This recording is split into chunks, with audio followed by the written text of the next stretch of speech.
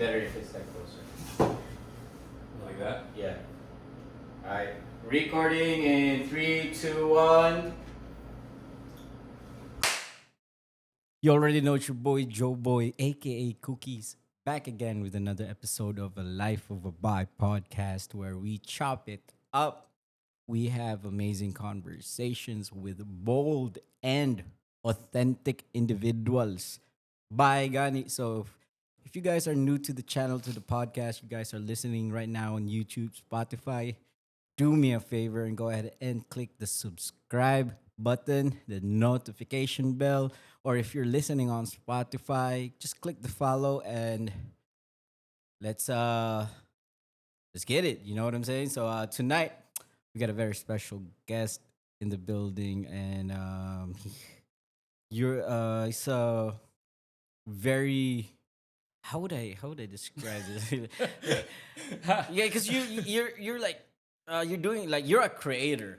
You know what I'm saying? You're a storyteller, creator. Like you do directing. You've been directing a lot of videos, documentaries, and you're doing you also have a band, so you have a music. So everyone listening right now, we got here Ben in the building. So Thank you. yo. Yo, first of all, thank you so much for Yeah. inviting me to do this. It's an honor. Oh, thank you for letting me do the podcast with you. You know, Hell yeah. we met. We A few months ago, I think. yeah, we met a few months ago when Friends of friends, when my music peoples. when my face was like paralyzed. Oh, yeah, you remember that? You had to bow. You couldn't even hang out with us because you were. Yeah. What happened?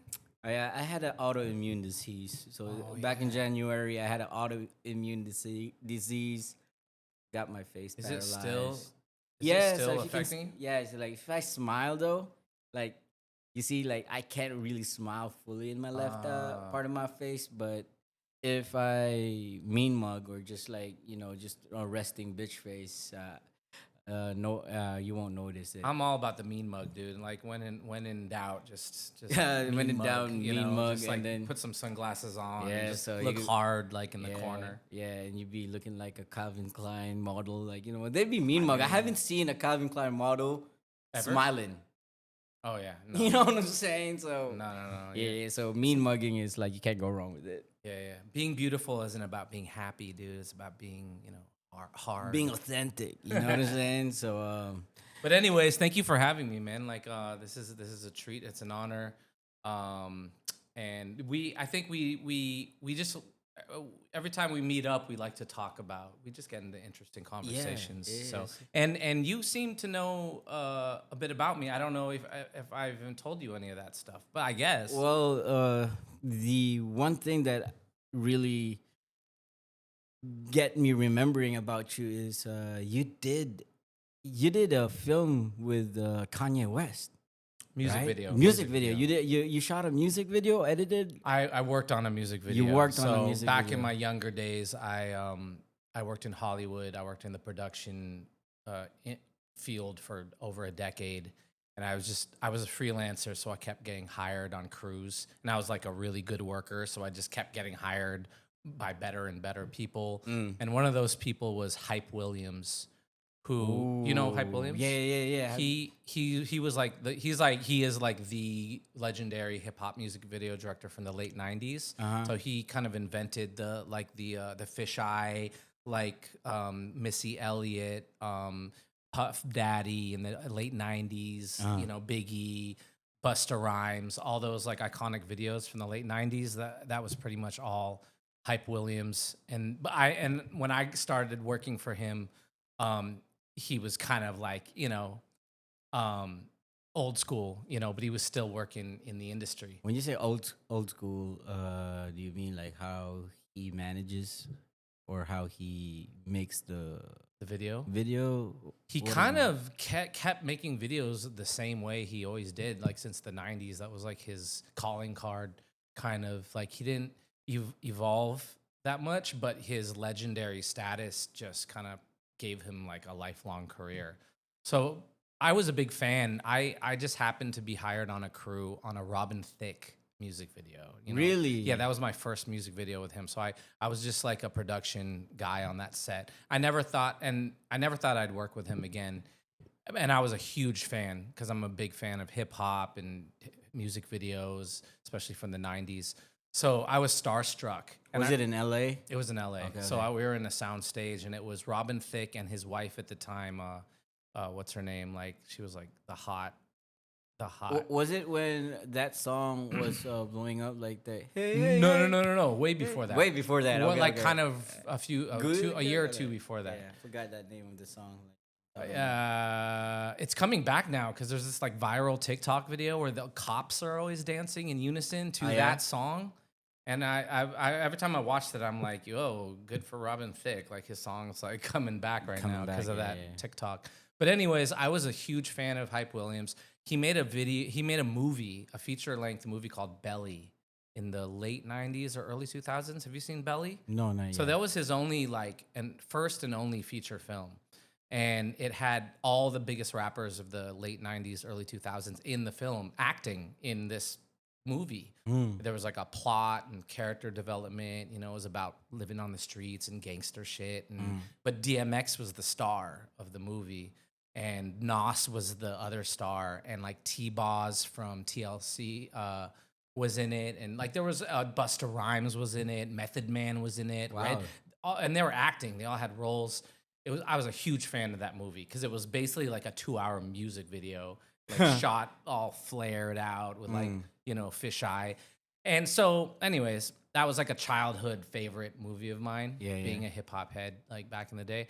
And so by the time I was on set with him, I was like, dude, this guy's like a legend. I don't think I'll ever see him again. Like, you know, I'm just lucky to be on his set right now. So I stopped him in the middle of the hallway once at the end of the day because I just wanted to like, you know, say one thing to him. What did you say to him?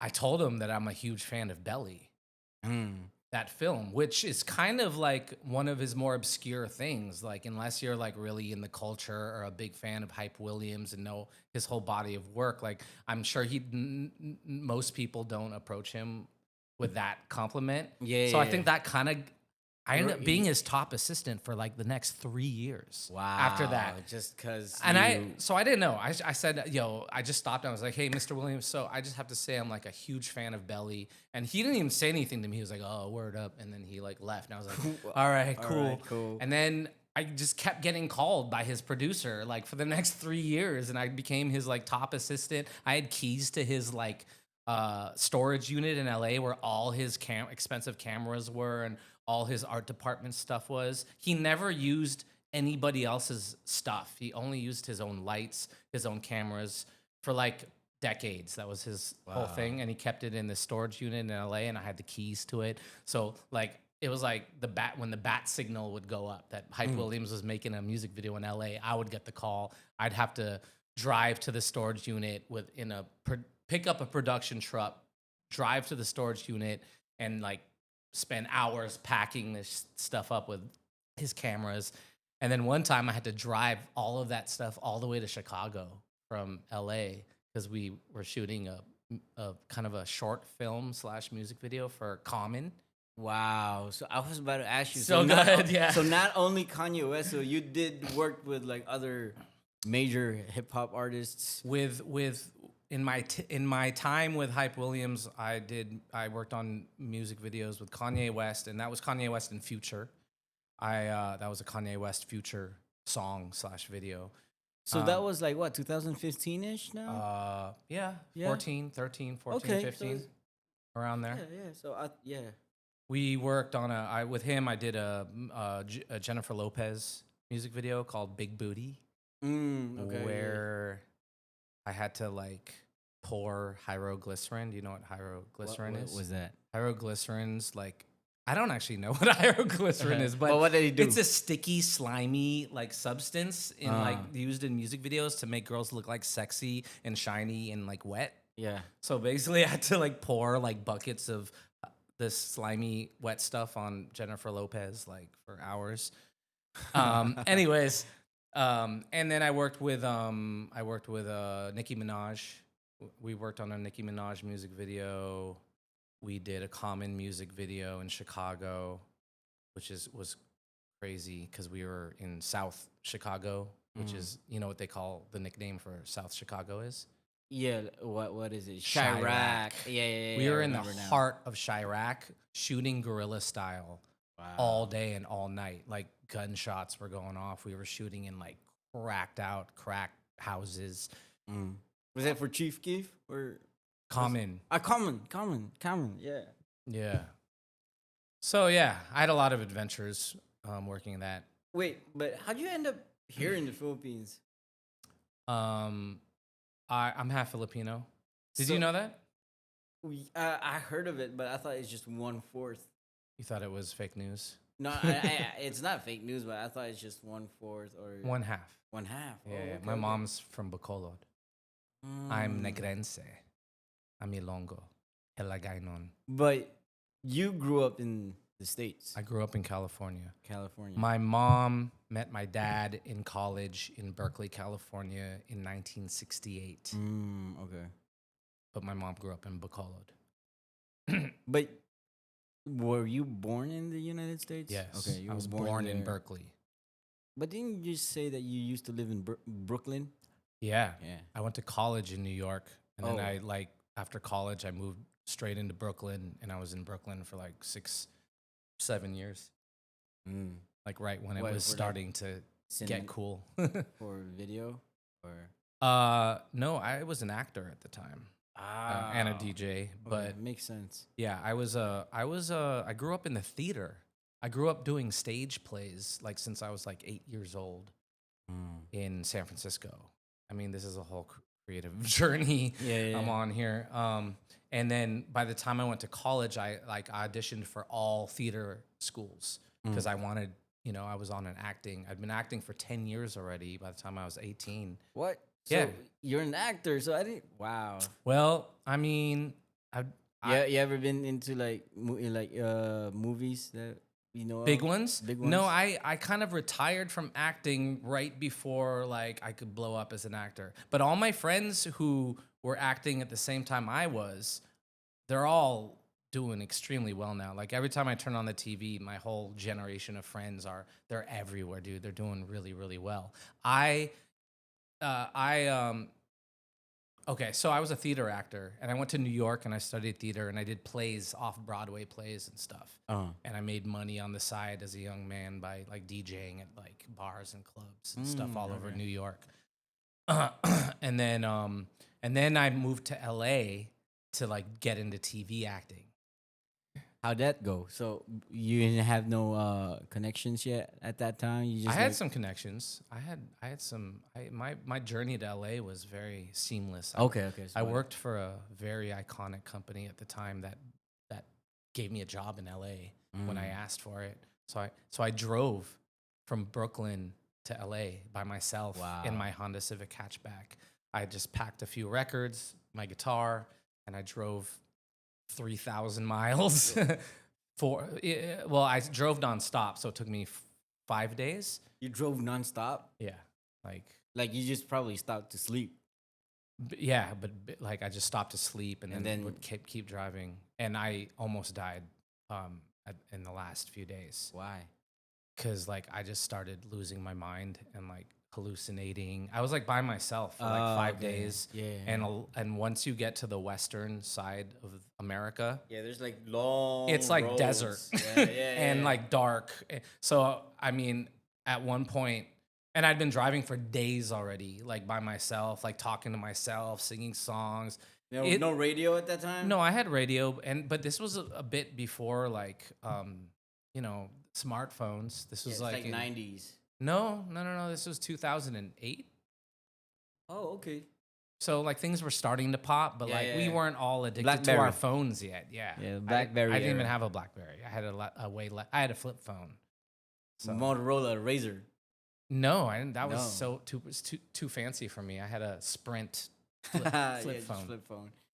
So, anyways, by the end of my drive from New York, from Brooklyn to LA, I was driving through Nevada, Yeah. but I didn't know where I was, and it was dark, and it was in the middle of the night, and it was pouring rain.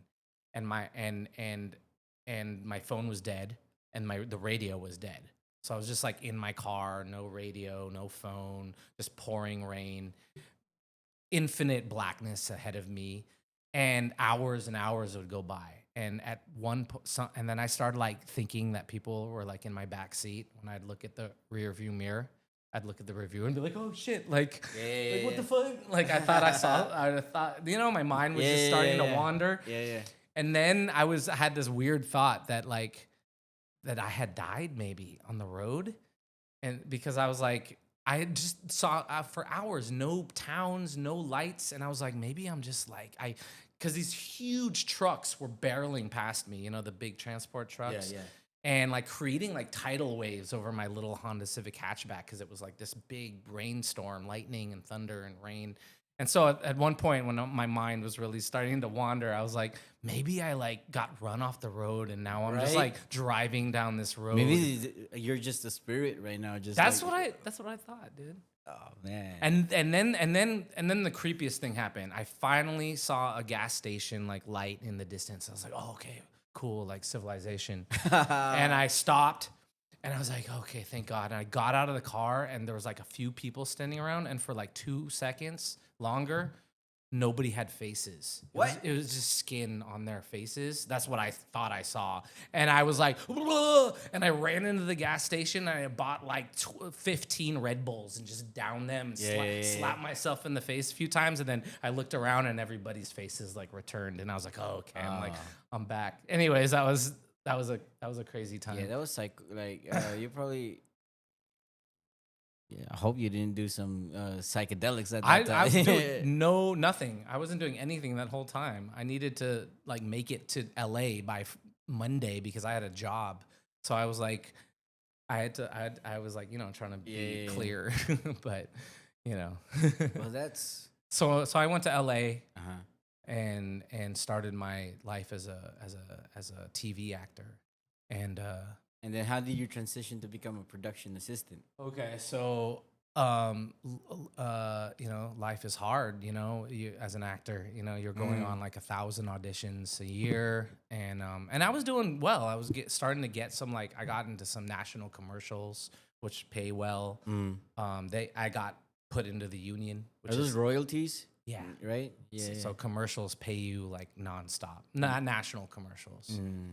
And I got into SAG, which is the Screen Actors Guild. That's basically like all the professional actors in the world are in SAG. It's the most powerful actors union on the planet.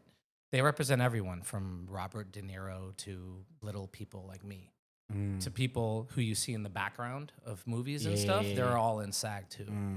So acting is like the majority of people who are actors are like middle class, like working class people, just like grinding every day. Like they're doing background work. They're getting any job they can. They're trying to pay their kids, schools. And when people think about actors, they just think about like the famous ones.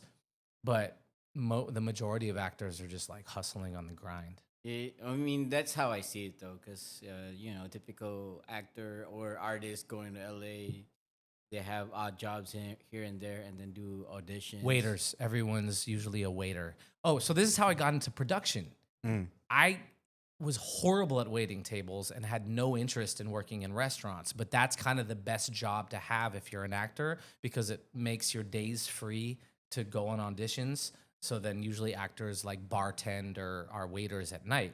And all my friends right now who are killing the game right now, like my friend Will, who was waiting tables at the time, he's Bullseye in Netflix's Daredevil now. Like he's in the Marvel universe, So that's the origin story of a lot of actors is waiting tables. But I hated restaurant. I just didn't think I could do it. So I got into production. I had a lot of friends who were like, like junior producers and stuff. So, and get PAing paid pretty well. PAing at that time paid like $200 a day, and being like the lowest person on set. What do you? Well, first thing you did when you got the job, what was like your first like? What did you do first? Oh man, I did everything. I drove trucks. I got coffee. I carried equipment. I tended to producers and actors. I set up like sets. I ended up for years working in every department on a film set. You know, there's like the art department, there's the camera department, there's the production department. And I just had producers friends in every department, and I just loved being on set, you know? And it was making me better as an actor too. Yeah. To be on set like every day, different sets every day. Uh, Today we're shooting on top of a mountain. Tomorrow we're in a mansion in Beverly Hills in the morning, and then at night we're in Malibu shooting a surfing scene, and then tomorrow we're going out to the desert to shoot. You know, like every day is an adventure. I mean, it's a hustle because you're up from like 3 a.m. till like 2 a.m. You know, sometimes, but You were in the zone. I was still just like, and even on the hard days when like my back was hurting and I was the lowest person on set and I wanted more, and I was actually kind of having to sacrifice my acting to make money in production. I still felt blessed because like my life was still an adventure. You know, and I knew I could still learn like with what I was doing on set. And when I did end up, you know, acting in things, getting cast in other things, it made me a better actor to know what everybody else is on set is doing. You know, because like I knew as a really well-trained actor, I knew how to like be in front of the camera, but as a well-trained production person, I knew what everybody else on set, which could be 100 people, was doing, and it humbles you and it gives you a bigger perspective and it makes you respect everyone's time. Actually, I can, you know, one of my skills as an actor is I can get the shot done fast. And I like doing that because that's kind of everyone's time. Everyone's on the clock on set. So as an actor, when I'm working, now I'm a director right now. So long story short, I spent over a decade working my way up in production. I worked in every department. I've worked in every role. And now I have my own production company, and I'm a producer, and I you know, I don't do I don't lift stuff anymore, but I still do because I still have that like soldier PA DNA. Like I was a foot soldier. Now I'm a general, but I'm a general who will fight like on the front lines. How'd you learn how to do directing though? Okay, well, directing. Okay, so more than you know, I was a truck driver as a PA. I was a kind of a grunt, right? Yeah. But I went to school for creative writing, and I was an actor since I was 8 years old, and a songwriter. Yeah. So for me, and I'm a writer. I'm a storyteller. I'm always the ultimate goal is to just tell stories. So spending years in the what's it called, in the trenches, like I did in the production trenches, I look back at that with so much it was such a blessing to have struggled in the trenches and have that struggle add to my storytelling, because my storytelling abilities existed then. I just had to kind of hang them up to kind of survive at the time and learn and do what I got to do. It's called being young and like paying your dues and you know, getting your cred and earning your stripes. And I think people who aren't conscious of having to go through that process they either give up, or they feel entitled, like they want more faster. But when I look back at all that, and now when I talk to younger kids who want to do stuff like this, either films or music, I kind of just try to tell them straight. I'm like, yo, go, like, you got to be a foot soldier for like over a decade. That's how long it was for me. You know, you got to like hustle. You got to like lift shit on your back. But they could be like, nah, like my mom paid 4 years of college for cinematography. Dude, I can't be picking up like lights. Dude, we used to talk so much shit about film school students. I'm not capping on film school students, but like those of us who are like set trained, like who know, we learned how to make films by being like on set, by being there. Yeah. We would always, by the time I was like a seasoned production person, and you know, and it's kind of like being in a gang too, because when the rest of the fellas it's like being in being, like being brought into the mafia once you've got your set stripes. Like the older dudes will respect you. Yeah. Even the truck drivers who were in the union, they respected me because they knew I drove trucks for years. I could parallel park a truck on a snowy mountaintop, like, whatever. So we would get these like young PAs who like straight out of fancy film schools. Yeah. And oh man, they're just so green, and they didn't really learn anything. I wanted to start a film school here in Cebu, and I know about the ones that have already been here and Like that I what? respect, like Bigfoot. Yeah, and they used to, but there's another one called STI, right, or SIT. No, I might be making that up. Yeah, I haven't like.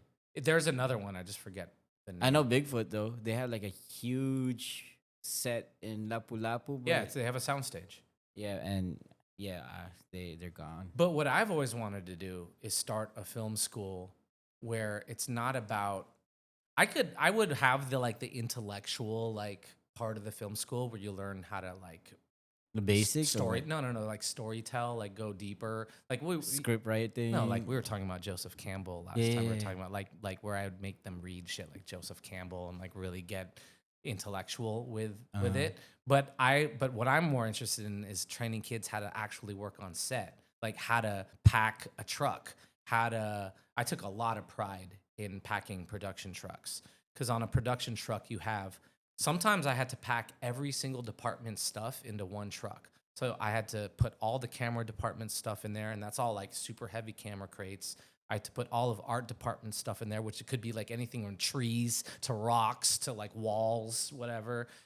And my trucks were, I never asked for credit. No one ever said good job, but like my trucks were so like organized, like where every Tetris, like they just put it there. Yeah, like Legos. Any shape, like. Yeah, and I made little paths and staircases so that when any department needed to get to their shit, they could like get to their shit. And the unsung heroes of set are people like me or other people who like take pride in the small job that they're doing. It's a big job, but they're a small rank in the hierarchy on set, so no one's really paying attention. But packing an organized truck like saves the entire day. I had friends who were PAs who would just throw shit into the truck, and it was just like Armageddon in there, and it would waste everyone's time trying to find. Every department would not be able to find their equipment because the truck was messy and disorganized, and things would break, and then you'd have to stop the set.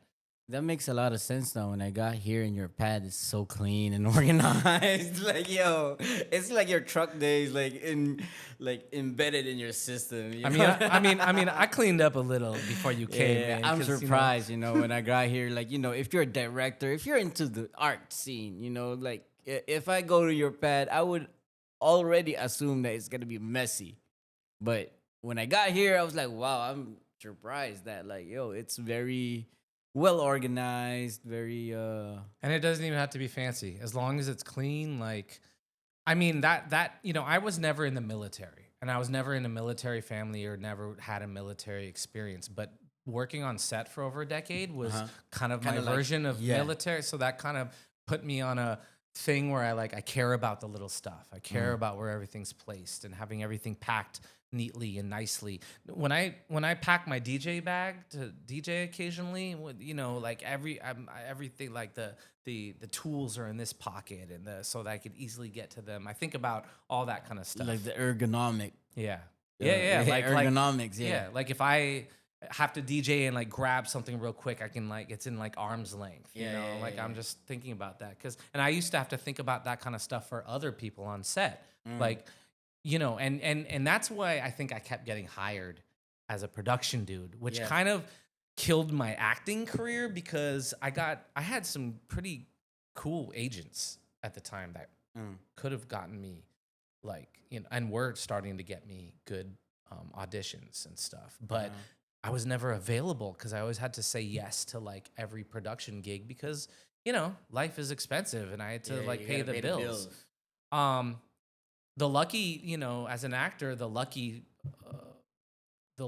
situation is that you get a gig that changes the trajectory. So now acting's paying your bills. But you know, I just got so engrossed in the production world that, you know, production was paying my bills. And now at this stage in my life, I would never have it any other way. But what was the transition like from being like from the from the trenches, being a grunt, like just driving trucks, then becoming a production assistant for For like Hype Williams. Hype Williams, then becoming a director producer yourself. Well, okay, so this gets me back to kind of a point you were making earlier, is that the director, producer, writer, storyteller in me was always there. Yeah. So I was just doing my other things, but that was always ready to emerge whenever I was ready to let it emerge or put work into it. And, you know, life is complicated and it's like a labyrinth and you have to balance everything out. So, of course, there was times in my younger days where like I was like frustrated because couldn't quite focus on acting because I was doing this and that. But I always had faith that it would happen in my own time. But when was that? When I moved to the Philippines. That's when everything kind of just, the universe actually just like immediately started. I didn't move here to do any of that stuff. Okay. I knew that I could. And actually, one of the reasons I moved to the Philippines is because I was tired. After 10 years of production, I was a little burnt out in LA. Yeah. My body and I my heard mind. a lot of fake people there too. Right? Well, yeah, but I had a well, lot of great friends there. Okay. I don't really deal with like the fake. You know, Okay. I feel bad for people who have the fake person Hollywood experience because that just means that they didn't find like The right cool circle. people who Yeah. and there's like so many cool people in LA, but so many. Basically, if you're not cool, you're not going to meet cool people. So there's a lot of people who move to LA and they just don't know who to talk to or to meet. The first day I got to LA, I had like sick friends and it just kept going. You know, it depends on who you are. You would too, man. Just the type of person who likes to talk to people and do cool things and interesting things. My whole decade in LA was a golden era. I love LA. I don't think it's the same LA. I don't think my LA exists anymore, but the LA that I lived in, it was amazing. Speakeasies, like underground spots everywhere. Music, dude. We had swanky ass bars we would go to, and what's his name from Radiohead would be DJing in a smoky corner. You know, like cool underground LA, Like the scene. Yeah. But like how did you Sorry. how did you move like what you said that it's not part of the plan, right? It's not planned that you moved here in the Philippines. No, so my mom and my dad moved back to the Philippines in 2012 from New York. My mom's older sister died. My tita died. Tita, yeah, and my mom came back here and then decided they're gonna move. My dad ended up following her because the financial crash in New York. 2012? 8. My parents had an art gallery in New York that was killing it, and it was beautiful, and it was freaking amazing. I worked at it for a while. A lot of Filipino artists premiered there back in the day, and a lot of world artists. They got hit pretty hard by the financial crash, and so when my mom's older sister died, she came here, and then I have a big family here, and we have a lot of.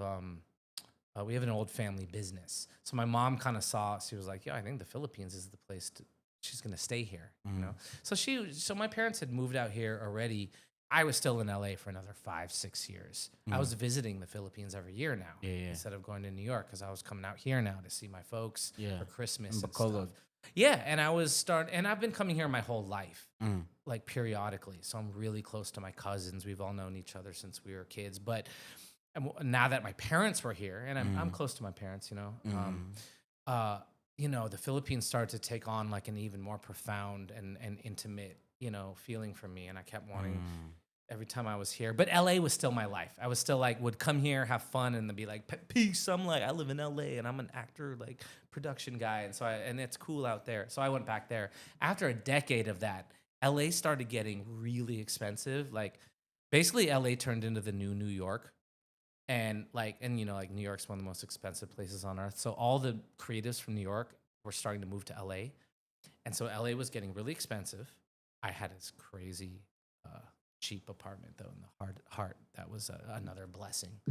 And I was just getting burnt out with LA. Like the old friends were gone. We'd all moved on. The party was kind of over. We're all kind of people were moving out of LA. Yeah, the party was over. And my mom had a project in Bacolod, a big development project. And so she called me up one time and she said, "Hey, meet us in Japan." So I flew to Japan to meet them. We had this family vacay. And the first night she was like, "Would you be down to like move to the Philippines and like help me with this project?" And before she finished the sentence, I was like, "I want to move to the Philippines," because I was starting to think about it silently too. yeah. And me and my mom were kind of on the same page. Yeah. So she was like, "Do you want to move?" And I was like, "Yes," because I was like, "I'm already there. Like I'm tired. Like I want to." And also for me, I was like, "Yo, the Philippines is. I've never lived there." But like that's where half of like my heart and my experience and my family and my bloodline and my history comes from. So like now's the time. Like it just felt perfect. Yeah. So I moved in 2018. 2017. I flew out here and I stayed here for 6 months just to try it out. I wasn't Cebu or no, I was in Bacolod. Okay, Dude, I went to Bacolod to sleep and get massages and chill for like 6 months and like eat home food and chill with family, just, get some spiritual Yeah. healing. Yeah, I just yeah. wanted to come out here and chill. Like I wanted to go hike and bathe in waterfalls and chill in the hot springs in Bacolod, all that stuff. I did that for 6 months. And then I went back to LA and I was sitting in my apartment in LA and I was like, should I keep my apartment in LA or should I move to the Philippines? Should I keep my apartment in LA or should I? And in the 6 months I'd been in the Philippines, dude, so much happened to me. I had all of a sudden I was producing a major movie already here with Piolo Pascual. How'd you get? I just started Connected. meeting. I don't know, just like I just was there to chill and get massages and bathe in waterfalls. And all of a sudden, I met like who's still one of my best friends, and she's a producer of films. And then she brought me on to this new big film that they were producing with Piolo Pascual, and I ended up being like the locations manager. And so Okay. by the time I got to LA, I was like, yo, I got so much in the 6 months I was in the Philippines. I already got more going on in the Philippines than like I have going on in LA. Like I'm producing films already, and I was Yeah. only there for 6 months, and I didn't even look for anything, and so things just started to come my way. And then I ended up meeting the Don Papa Rum owners, and they hired me to be their creative kind of content director. Just handle all the marketing from the Bacolod side, and I did that for like the last 8 years, and that's what kind of started Oh, they're based in Bacolod. all Bacolod. Okay. I've been living in Bacolod for. No, like the Don Paparon. Oh, they're based in Bacolod. They're from Bacolod. I met them early on. They're like a whiskey brand, right? Or a Rum. rum brand. But their clientele is international. Like they Europe. They became the biggest number one rum in Europe, wow. and I, through my creative work, was blessed enough to help them, because I get haven't there. seen your work though. Like to be honest, like the only work that I've seen you did was your music. Yeah. Because I'm in the music scene. you Right. know. But like I'd like to check it out. Like what you did for Don Paparon. I produced a documentary series called Tales of Sugarlandia for like 2 years. And basically every month I made an episode about history, culture, food, ancestral homes. I climbed into like forests and mountains. I focused on NGOs, and all that content was kind of used by the brand to promote the brand in Europe. In Europe. So my content was really more used in Europe, and it helped. It was part of the mechanism of marketing that was used to help promote the Philippines to Europe, and it I contributed to making helping Don Papa Rum became very famous in Europe, and more famous in Europe probably than in the Philippines, and it's made in the Philippines. And it's made from in the Philippines. Yeah, I Yeah. mean, it's funny because sometimes a lot of people here think that Don Papa Rum is a European brand because they hear Europeans talking about it all the time when they're here in the Philippines. So the Europeans will come here and be like, "Oh, where's Don Papa Rum? Where's Don Papa Rum?" Because they know it. Everyone knows it in Europe. All the Europeans know it, and they drink it. Yeah, because like you showed it in the documentaries, because it's Well, like, not because of just of my stuff, but like everything else that the marketing team did in Yeah. Europe. They threw events. They threw Sugarlandia events in Europe like every weekend. They throw like these huge, Sugarlandia parties in Europe with big DJs all over Europe, in France and Paris. They would have Filipino artists do installations and art residencies in Europe that our company would send to Europe on an art residency. So, anyways, it was very creative branding. And I got to be part of that for like the last 7 years. So that inspired me. That was basically the origin of my production company. So when Don Papa Rum got sold, I started my own just production company. yeah, that's amazing, because like Yeah. you have to go to the trenches, and that way you'll know the ins and outs of what running a production company is like. You know. Yeah. Yeah, if I was just an actor this whole time, like I wouldn't know how to put together an entire film set and hire like different departments and heads and Right. manage, because as a producer now, like it's not easy, right? Obviously, but it's kind of easy for me. Like I know I can see the whole big picture. Like Yeah. I know and I guess that's. It's like you're a really good project manager. And I'm still on my journey, and Yeah. I've gotten so much better than I was in LA, obviously, because I did it on a professional level out here for the last Yeah. like 8 years, and then like the music thing came into my life, and now you Yeah, know, how'd that go? You've been a musician all your life too, right? Like you told me that you had your guitar when you drove from Brooklyn to LA. Yeah. And you know, so I used to be in musicals when I was Yeah. a kid, like when I was doing musical theater and stuff. So I always I was taking like I was in voice classes and stuff. And then I grew up in a Beatles household in Berkeley, like Yeah, Beatles yeah. records and like rock and roll from like the 1960s and Yeah. stuff, and jazz.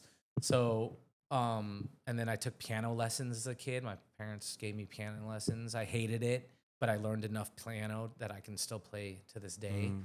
And then I picked up the guitar. And as soon as I picked up the guitar at like 15, I wrote 4 songs like the first night. I like learned like the first 4 chords. And that's kind of been my songwriting style to this day. Is like Yeah. I'm a 4 chord. I have a song that's 2 all chords. you need. You know what I'm saying?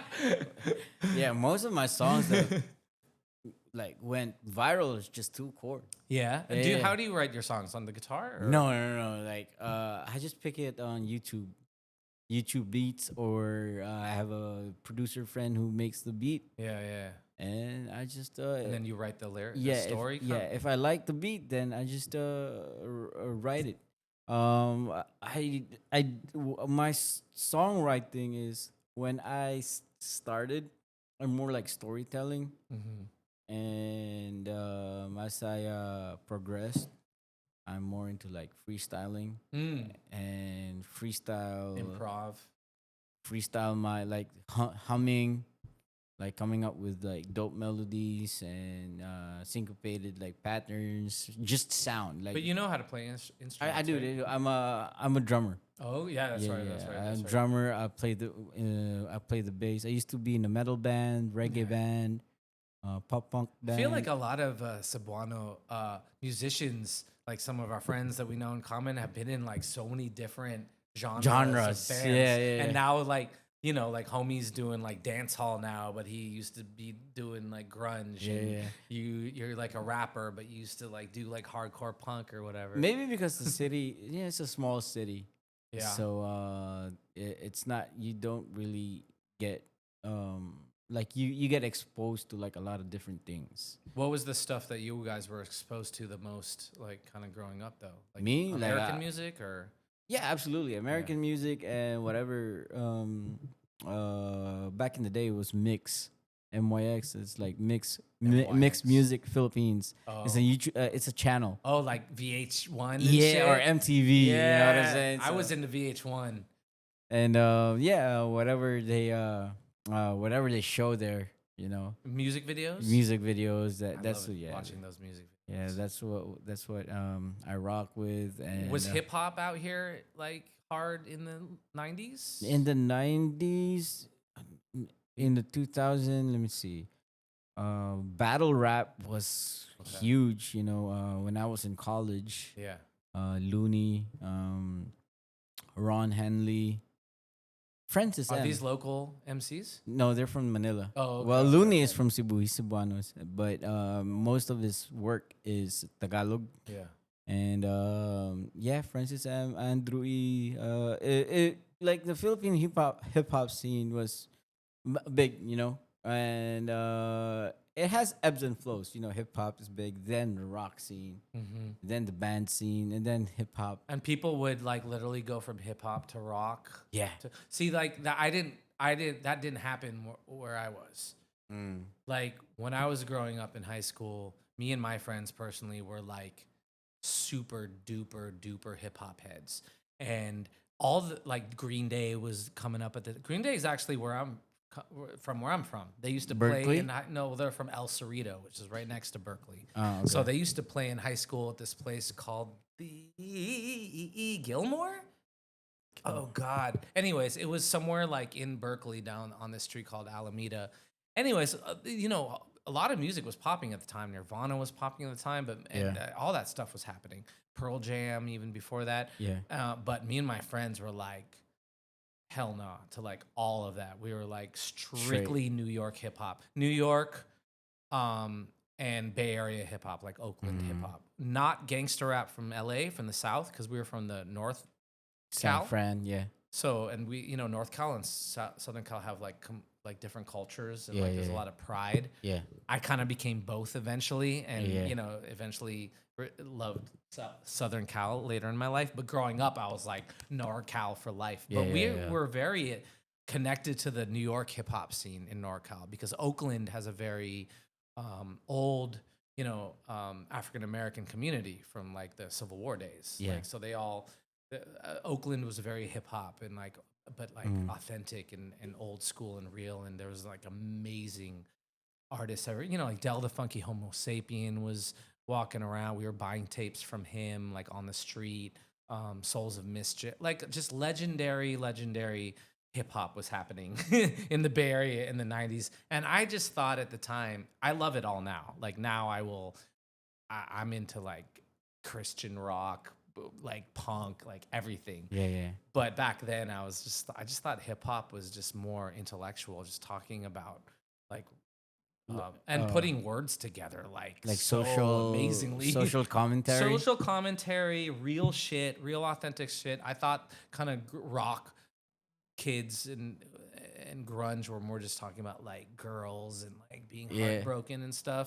But hip hop was talking about like politics and social injustice and doing it in just like the most sophisticated wordplay way ever. Yeah. And I was already like fascinated with words and stories and like rearranging words and sentences. So like things MCs in hip hop at the time, from Tribe Called Quest to the Roots to the Bay Area heroes that we had, were just doing. It was blowing my mind in high school. Like hip hop was blowing my mind. And we would never like cross over to like rock or something. But it took us to kind of grow up and mature more. But like I said, I grew up in a Beatles household. Yeah. So of course I respected a bunch of other stuff. But it's like that too in the Philippines in a way. Yeah. When growing up, like when you're in high school, you get your own clique. You're into like the emo group. Yeah. And then you're into like the hip hop group. Yeah. Yeah. I think it's like that too. But Yeah. whatever music that the mainstream media plays, it gets like whatever is popping at that time, like Mainstream? mainstream, like in like mixed, like the one I'm talking about. Yeah. So their countdown, they normally have like bands and then rap. So it's easy for the majority of the Filipino music listeners to get acquainted to like, oh, rock. Right. oh, hip hop. Yeah. You know what I'm This saying? song, that song. Oh, that's yeah. yeah. So, but I'm pretty sure like there's this like tight knit group of different genres that they have their like they have their identity as like, yeah, this is hip hop, like you know Yeah. what I'm saying? So Well, it was also hip hop. We were like, me and my friends were extremely anti pop culture too. So like, we weren't messing with like nothing, no popular music. the gatekeepers, you know what I'm saying? Well, we Like, just didn't care. Like yeah, that yeah, music didn't do anything for us. Like we were into Yeah. like the underground shit. Like the more underground, the better. yeah. And we were friends with people who were like in the underground. So Yeah. like, for me, it was just like the coolest time to be. Hip hop was amazing in the late '90s. It was, and no, Yeah. not late '90s, straight early Like early- '90s, early- early mid '90s. That's when Yeah. hip hop was insane. Now in hip hop, there's what, like 5 hip rappers you can name, right? Who are the most famous rappers in the world. Back in when I was growing up in high school, there was like hundreds, Yeah. if not thousands, of hip hop MCs and groups that were killing it and just like incredible. I look through my collection now and I see some of my favorites, and like, obviously not most of them aren't anywhere now. I don't know where they're at, but I guess I'm impressed. Sometimes I look on Spotify. I'm like, oh, homie's still like killing the game, like since the early '90s. Cool. But yeah, man. Yeah. Well, you did also mention that your dad just released a book. Yeah. Yeah. Let's talk about that. Yeah, of course, man. My dad is an author. He's been a writer for a long time. He just wrote a book. It's his second book. Oh, Him and my mom wrote a book when I was a kid okay. called Philip Veracruz. And it was the history of the Filipino farm workers movement in the 1920s in Southern California. There was a big... Do you know Cesar Chavez? I probably heard of that name. Cesar Chavez is a really famous Mexican union leader who revolutionized. He unionized back in the 1920s. Mexicans and Filipinos worked in the farms in Southern California for they were basically like slaves. There was no unions. Cesar Chavez was the hero that emerged from that whole era where he revolted against the landowners and then unionized the workers, the Mexicans and the Filipinos, and fought against the rich and then created, to this day, some of the most powerful unions in American agriculture. So he's a big hero. He's on murals all over LA. But my parents wrote the book about Philip Veracruz, who was the leader of the Filipino Farm Workers Union at the same time. And they were the first ones to revolt before the Mexicans. And Cesar Chavez saw what Philip Veracruz did and was like, yo, and learned everything he knew from them. He was like, yo, how did you guys do that? And they basically worked together. And then Cesar Chavez kind of became the face of that whole movement. And the Filipino farm workers never really even got any shine to this day, A lot of Philams are doing a lot of studies on it now. There's this resurgence of Filipino history in America. But my parents wrote kind of one of the definitive books on that whole era. Because my dad and mom, they knew Philip Veracruz. My dad was his secretary in the 1970s. And so heard all of his stories of fighting against the landowners and wrote a book about it. They wrote that book in the early 80s in Baguio. And that's when I was 2 to 5. And I grew up in Baguio when I was 2 to 5. So Baguio is also a home, like an old school home. What was the second book? So the book now is about, my dad wrote a book about Colonel Manzano, who was the highest ranking Filipino in the American Army during World War II. So he worked under MacArthur, but he was Filipino, but he was in the U.S. Army, and he was a lieutenant general. From Bacolod? He's from Bacolod? No, he's from Manila. Okay. The Manzanos. So he's also another unsung hero who hasn't gotten a lot of shine. And my dad he was also his secretary in San Francisco in the 1970s. So he heard all these crazy stories from him. And he just launched his book. Ateneo Press just published my dad's book. Had a huge launch in Ateneo, few months ago. I was there. My dad hasn't written a book in like 20 years. And now he writes this book just for himself. Yeah. Kind of like how I just made music for myself and ended up being and doing stuff. And then Ateneo Press publishes it, and now my dad's like doing book tours and like he's signing autographs and Really? stuff. Wow. Yeah. So he just got nominated for a book award. He called me today. We have a funny rivalry. He's like, "Yo, I just got nominated for a book award today." He's like, he's like, "I just need one more nomination and I'll beat you because I was nominated for 2 Outwits." Just randomly and on my musical journey. And so now he's like, yo, I got nominated now too. And I was like, Dad, if you win, you're going to be ahead of me because I just nominated. You just got nominated. And he was like, yeah. And it was funny, but I'm really proud of him. And, my dad's in his late 70s and he's still doing killing what he it, loves. you know what I'm saying? Yeah. He's got this new chapter in his life, and I have lots of videos I posted on my Instagram of him signing autographs. Wow. I'm super proud of him. Yeah. So,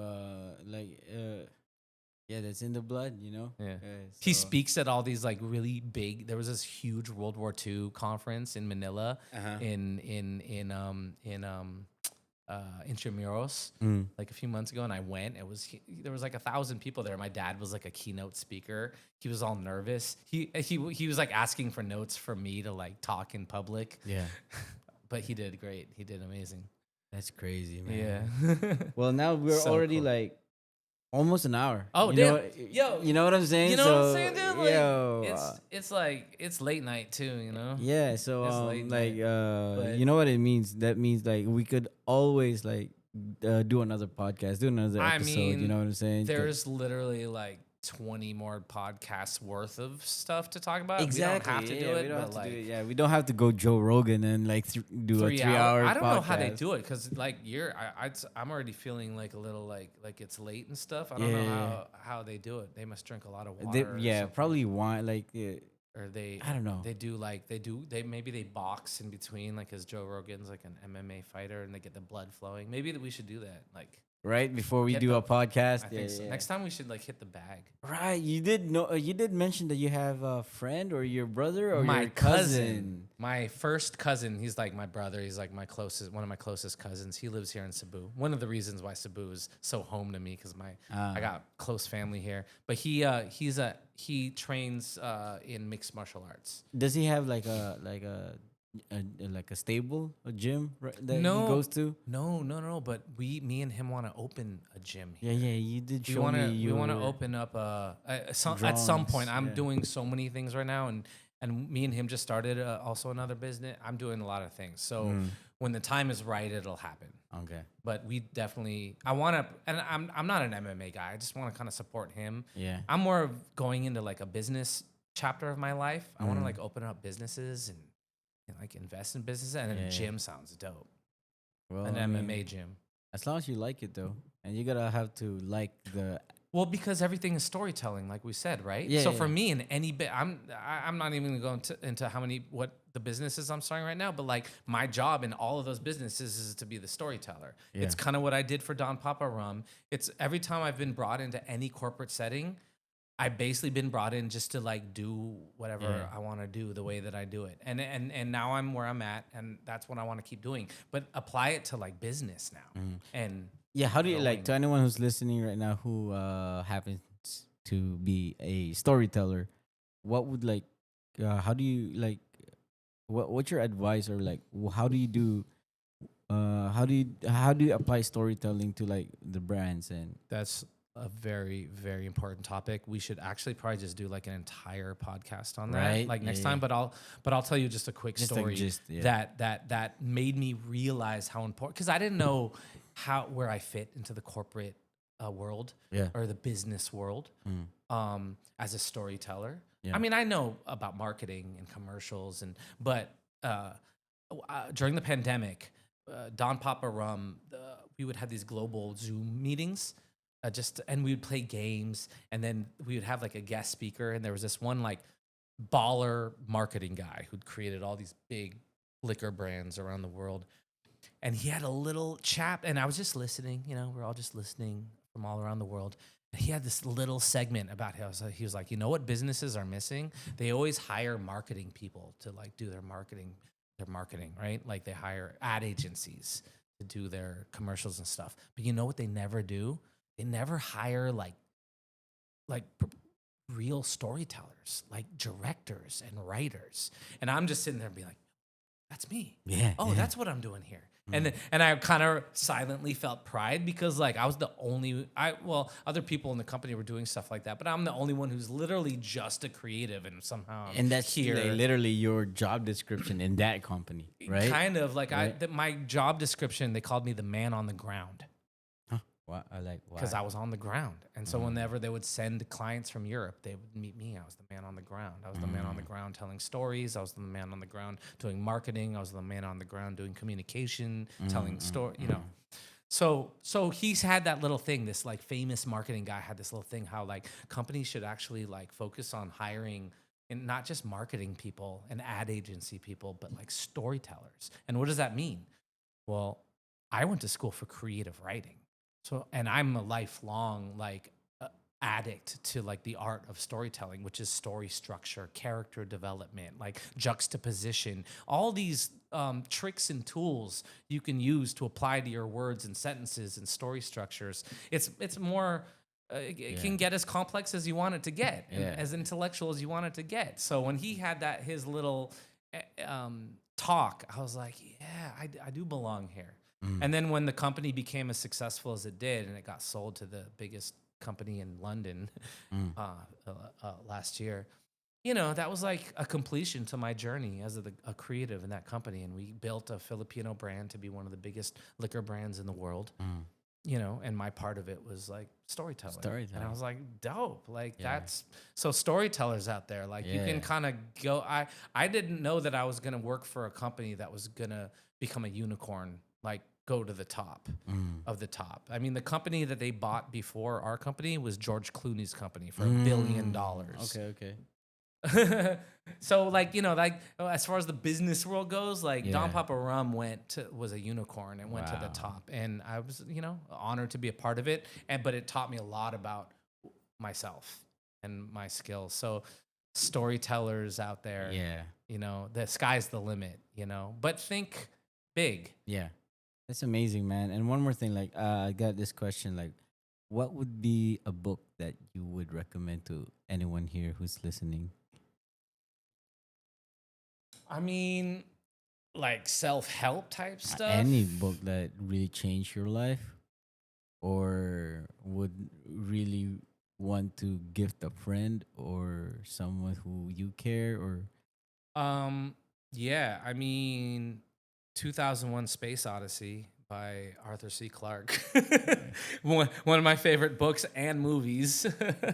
sci-fi? Yeah, but it's, you know, obviously all sci-fi is beyond that. I mean, 2001 Space Odyssey. You know, when I was growing up, I was a big Lord of the Rings guy. I read all three of those books over and over again, and those are really big books. I don't think I can read a book like that anymore. My YouTube brain has kind of shrunk, but Lord of the Rings was like I'd recommend reading a really big book like that, like Lord of the Rings. I just finished reading a really big book called the Bible. Oh, like literally, like the number one story of all time, right? Like, yeah, they had great stories inside. So you read the Bible for the first time? So I started like April. Yeah, and then I finished it like you read Thursday. every word. Every word. That's crazy. But it's not. I'm not saying that I understand and like really right. soaked in Dude, but like every word I book read. That big, kind of like Lord of the Rings, like you're never gonna get everything the first time.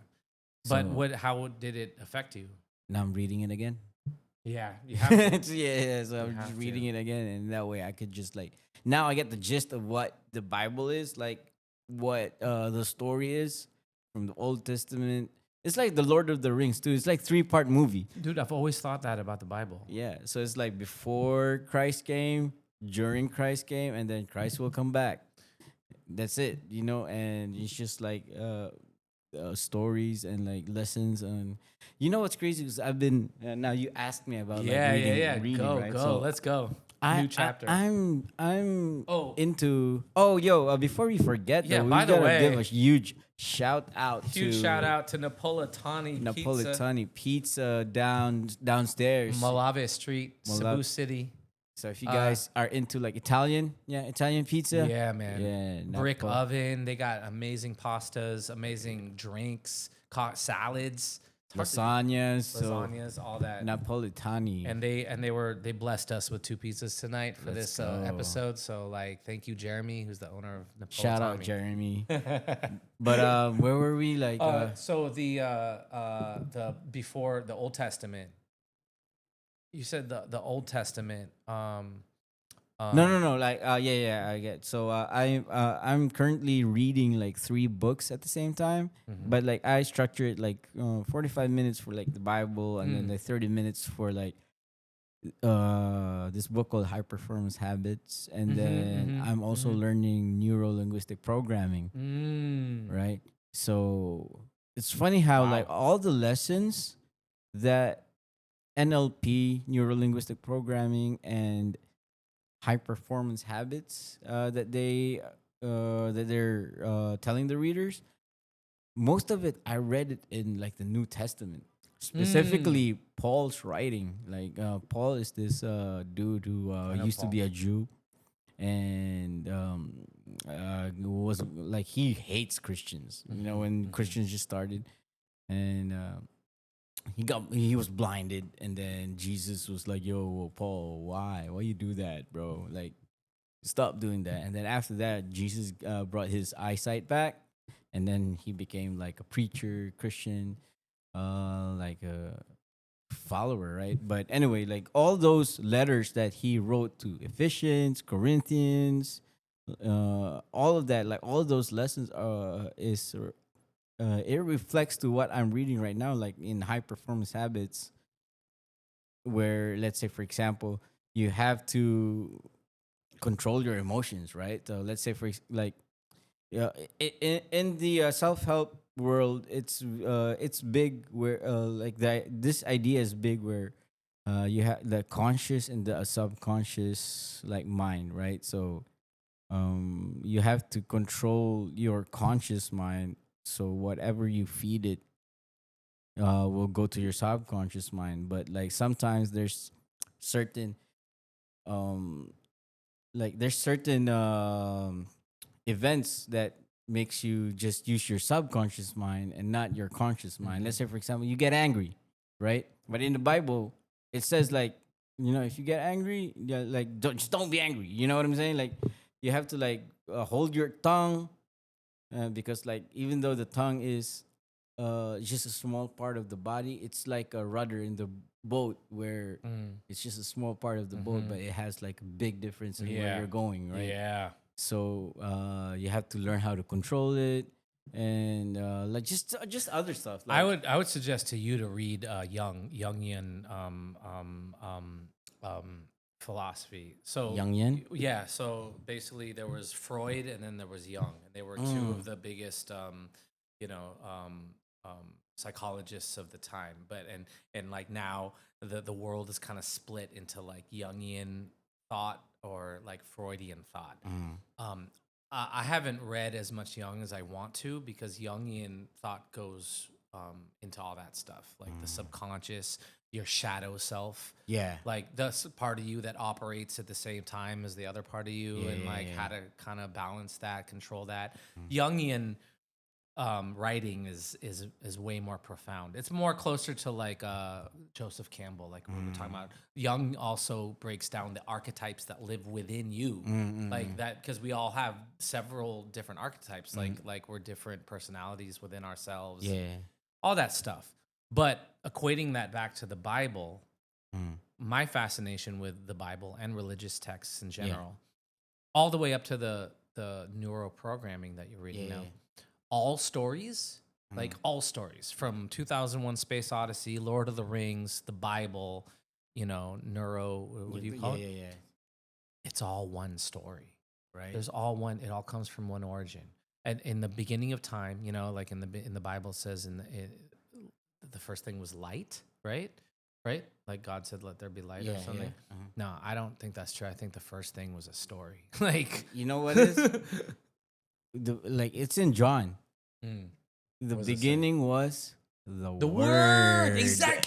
That's what I was Yeah. basically saying Yeah. and trying to remember and get to. Yeah. The first thing was the word. Word. And this all the way to hip hop. My fascination with hip hop and the way that rappers, use words and stuff. It's like I'm fascinated by the word. Yeah.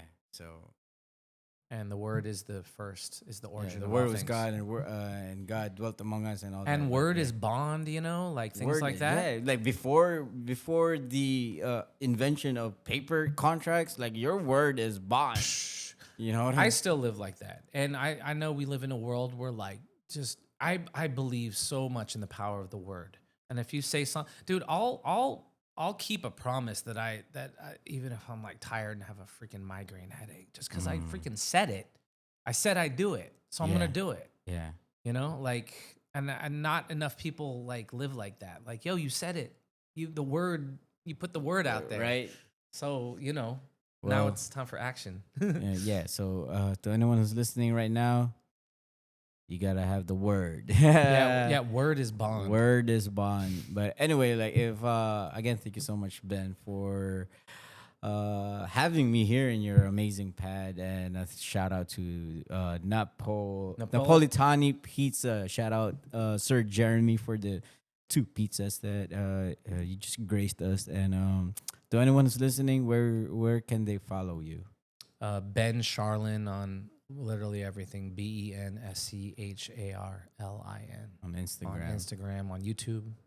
My music videos. You're- You'll see a lot of different content. I'm trying to organize things a little bit right now because I think people do get a little confused. I do a lot of different things, but that's what I do. I don't know Yeah. what else to say. Well, well, again, thank you so much for being a guest in this podcast. Thank you so much for having me, man. Yeah, It's been and an this is honor. not gonna be the last, though. You know what I'm saying? We got a lot of amazing. I got some other stories. locations for us to do Right? podcasts in. Yeah, we could have- and yeah. I have an idea. Yeah. Maybe can I say it now? Yeah, sure. Book club.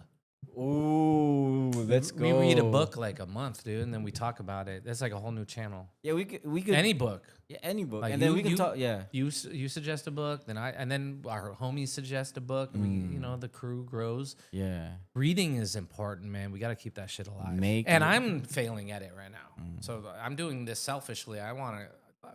We should do it. Make literature great again. Yeah. Let's make it. Hell yeah. Make reading great again. Make reading great again. Anyway, to anyone who's listening right now, if you guys want to follow me, go follow me on my Instagram and YouTube and Spotify, Facebook, A Life of a Bi podcast,